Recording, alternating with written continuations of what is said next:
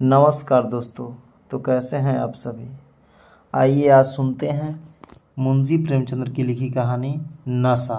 ईश्वरी एक बड़े जमींदार का लड़का था और मैं एक गरीब क्लर्क का, जिसके पास मेहनत मजूरी के सिवा और कोई जायदाद न थी। हम दोनों में परस्पर बहसें होती रहती थीं। मैं जमींदारों की बुराई करता, उन्हें हिंसक पशु और खून चूसने वाली जोंक और वृक्षों की चोटी पर फूलने वाला बझा कहता।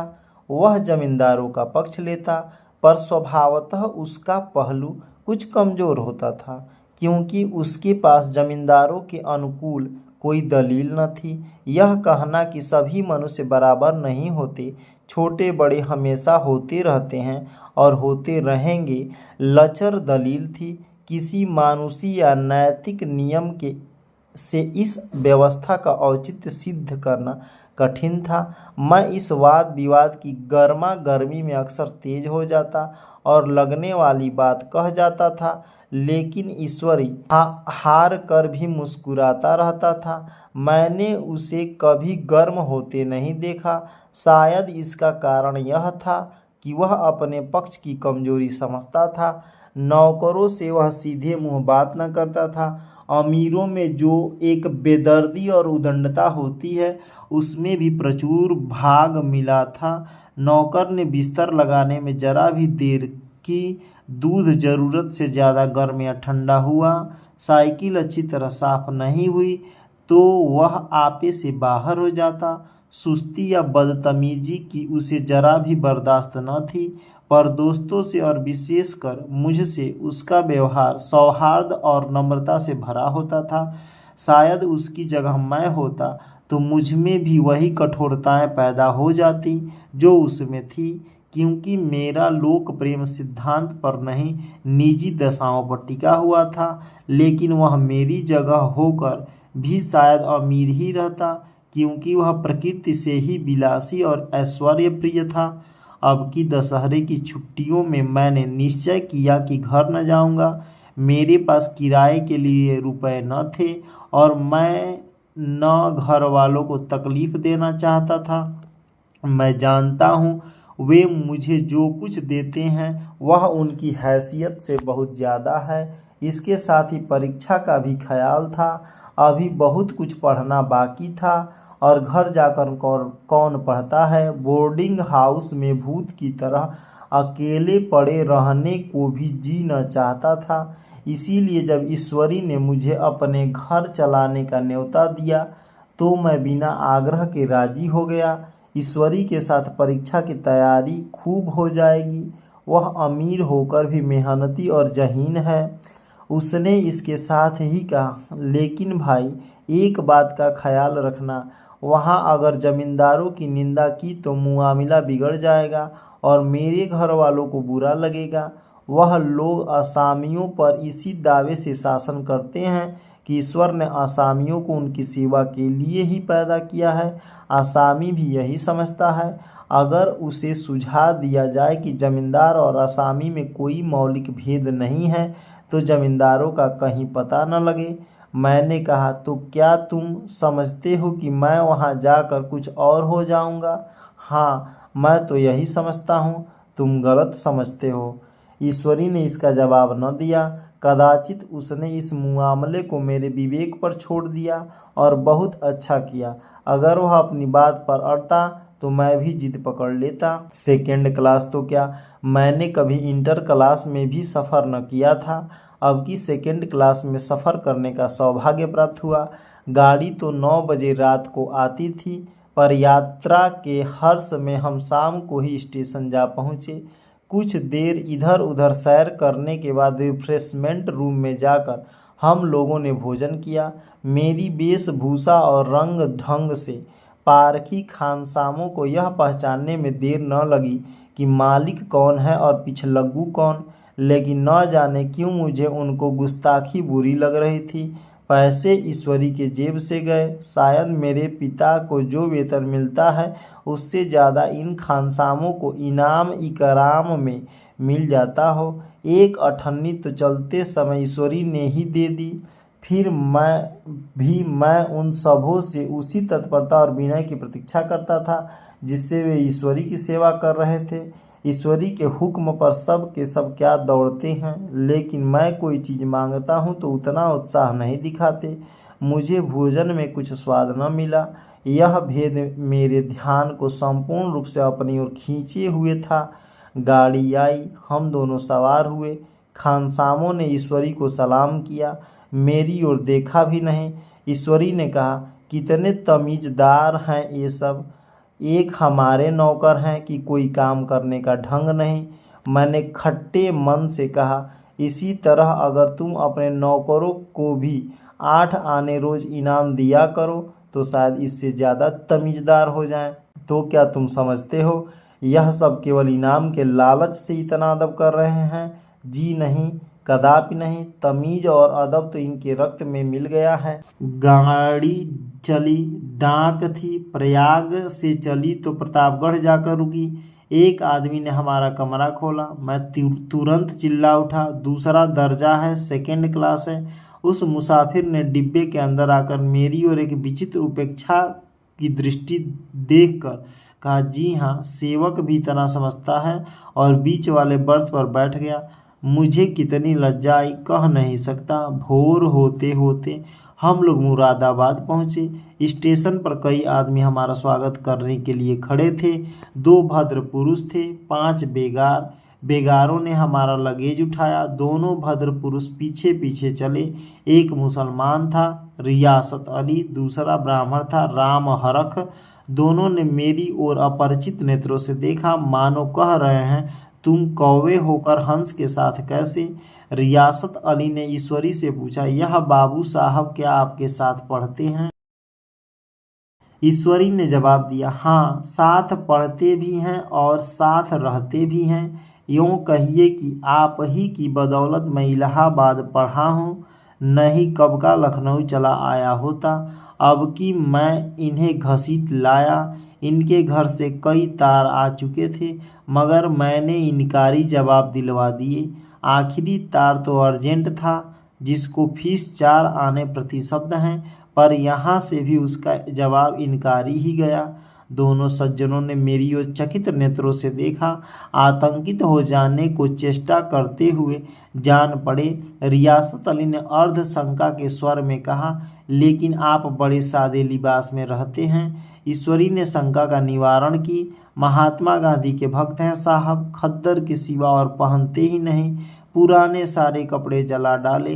यूँ कहे कि राजा हैं, 2.5 लाख सालाना की रियासत है, पर आपकी सूरत देखो तो मालूम होती है अभी अनाथालय से पकड़कर आए हैं।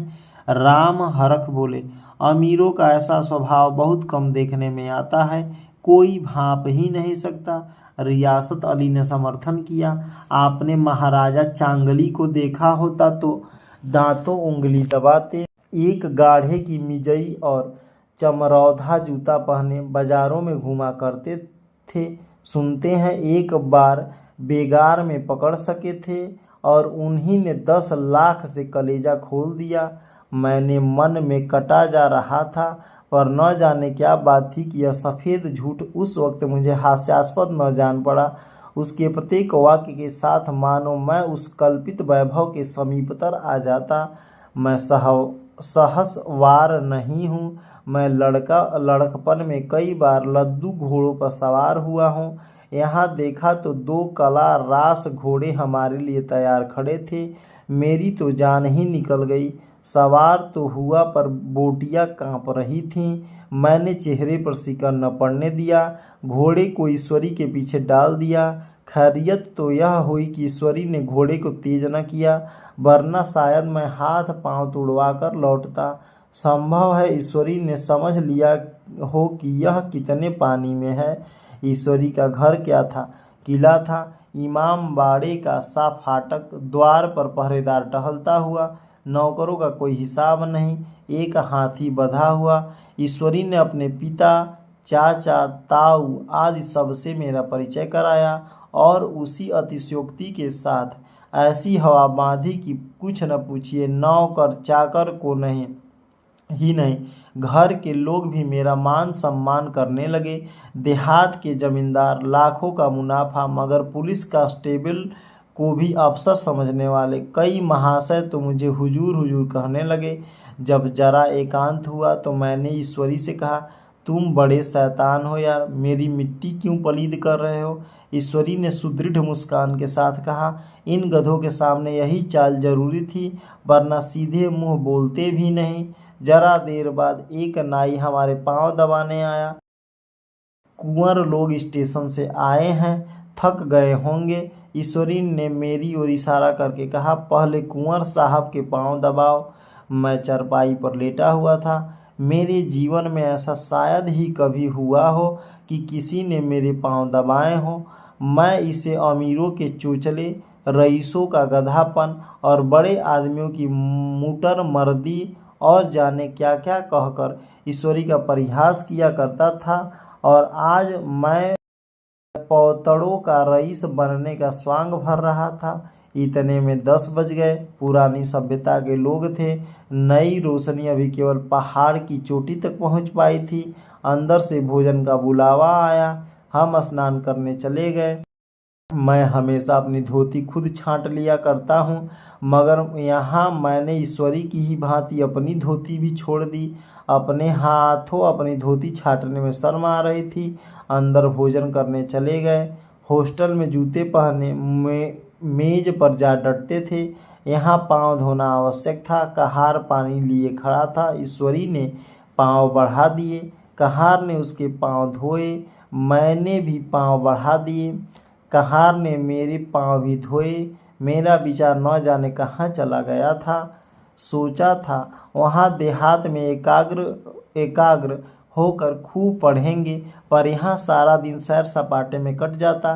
कहीं नदी में बजरे पर सैर कर रहे हैं, कहीं मछलियों या चिड़ियों का शिकार खेल रहे हैं, कहीं पहलवानों की कुश्ती देख रहे हैं, कहीं शतरंज पर जमे हैं। ईश्वरी खूब अंडे मंगवाता और कमरे में स्टोव पर आमलेट बनते।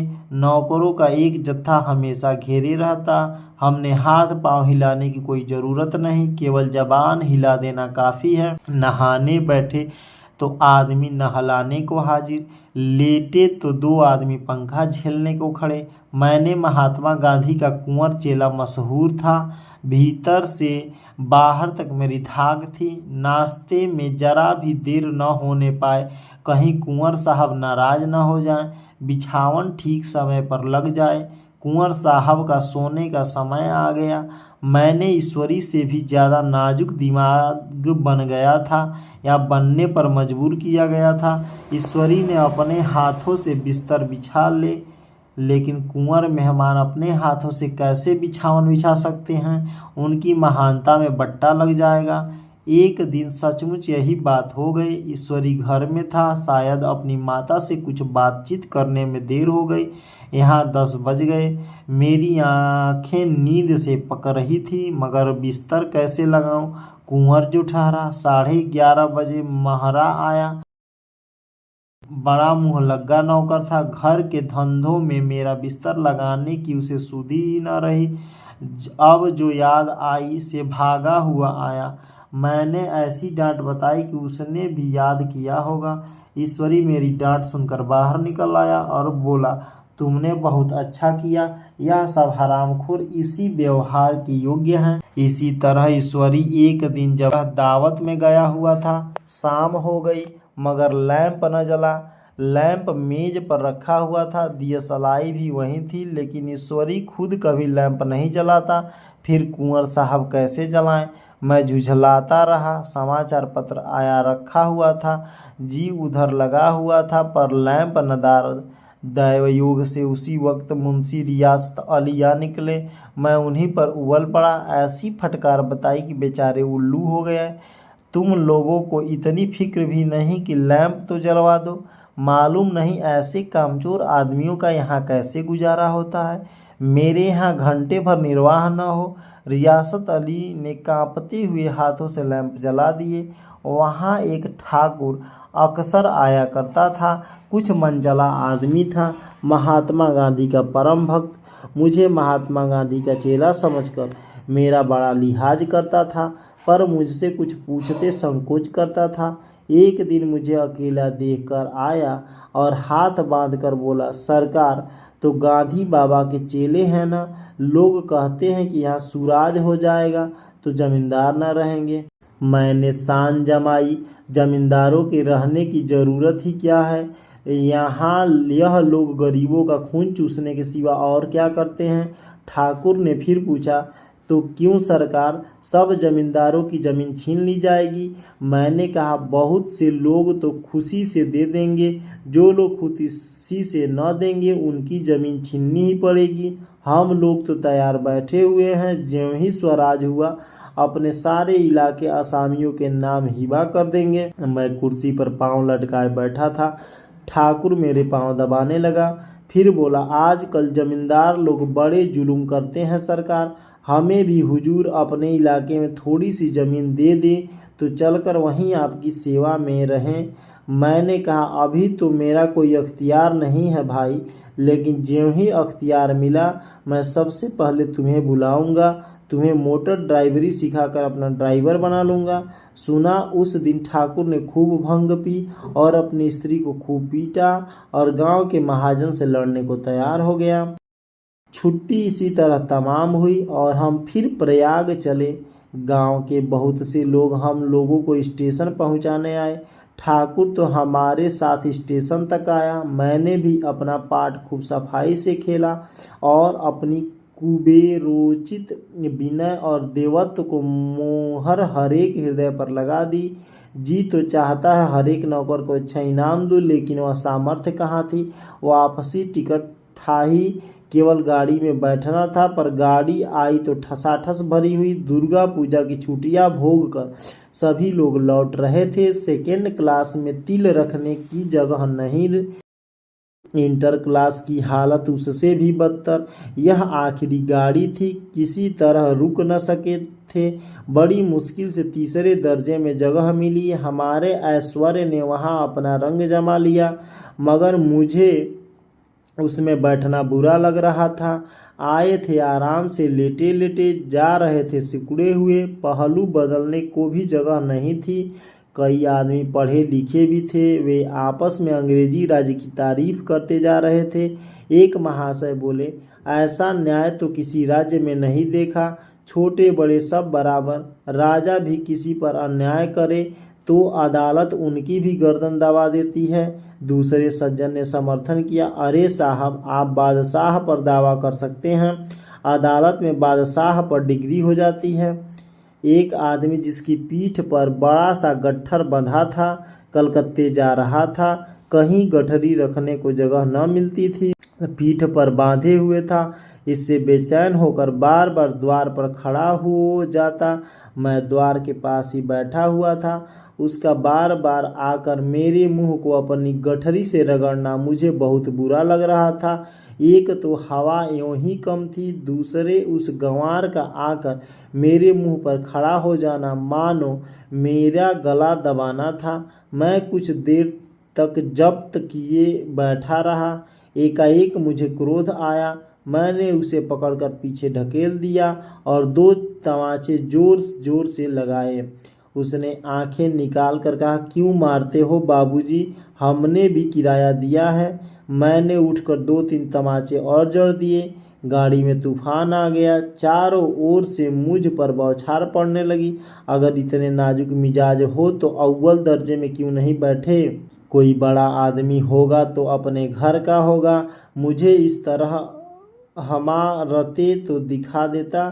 क्या कसूर किया था बेचारे ने। गाड़ी में सांस लेने की जगह नहीं, खिड़की पर जरा सांस लेने खड़ा हो गया तो उस पर इतना क्रोध। अमीर होकर क्या आदमी अपनी इंसानियत बिल्कुल खो देता है। यह भी अंग्रेजी राज है जिसका आप बखान कर रहे थे। एक ग्रामीण बोला, दफ्तरन माँ घुस पावत नाही, औपे इत्ता मिजाज। ईश्वरी ने अंग्रेजी में कहा, what an idiot you are Veer. और मेरा नशा अब कुछ कुछ उतरता हुआ मालूम होता था।